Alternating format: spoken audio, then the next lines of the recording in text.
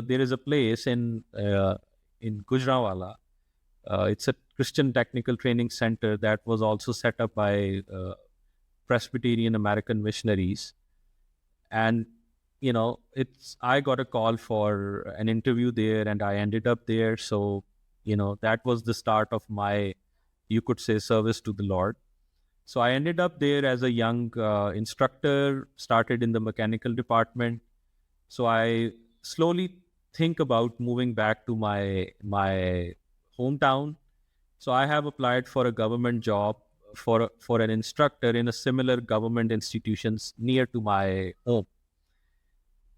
I used to meet a lot of different people from the industries, and the place, I mean, this place, Gujranwala, is quite an industrial city. So there is a lot of production going on, and you see a lot of industrialists over there. So one day, we had a student whose father was running a big LPG manufacturing industry. So he calls me to his office, and during that time span, Uber was launched in Pakistan, and so Uber was holding a business idea competition, which was probably like a very new of its kind idea in Pakistan. So he calls me to his office, and they had a very nice promo running on the television, and he just made me sit in his office, and he wanted me to watch that promo. So we viewed that promo, which was very motivational, and it talked about business opportunities in Pakistan, entrepreneurship, and the future of young entrepreneurs in Pakistan, the opportunities that the city of Gujranwala and few others would be exposed to. So when the video ends, he asks me a very significant, and I would say a very impacting question. So Amit, where are your Christian people in all of this picture? Mm. Which actually just took me by surprise, and I could see everything around me like shaking. And that's the night when I came back, I sort of couldn't sleep very well. So I talked to my wife, and I said, this guy, I mean, he's from another background, and he's concerned about our people, and I'm amazed to see this. And he then explained to me a bit about you know what the opportunities look like, and how you can engage your students into businesses, instead of just pushing them into jobs where they basically have a very limited career.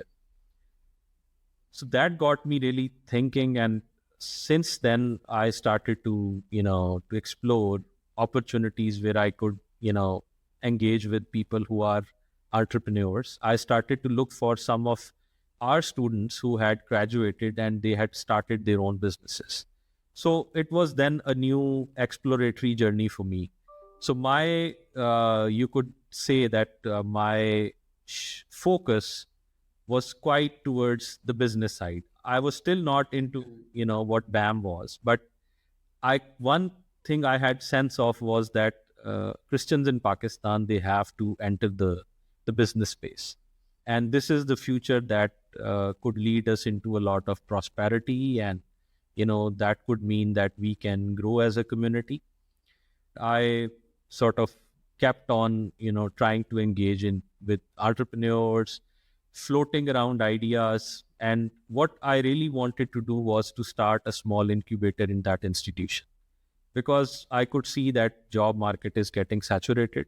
So we have to find a way to, to engage our students, and specifically, Christian students into these business opportunities.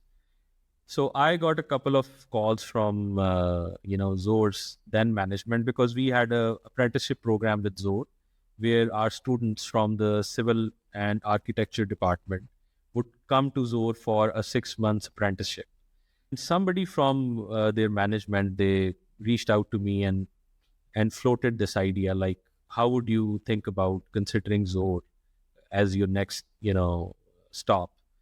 And I shared it with my wife, and and that at that stage we were not prepared or ready to take that leap.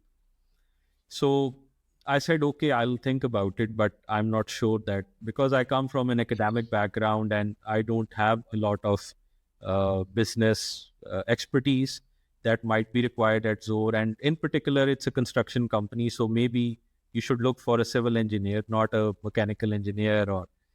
But uh, as you've said, that God has His own plans, and often we try to lean on our own understanding, but we have to trust the Lord's plan.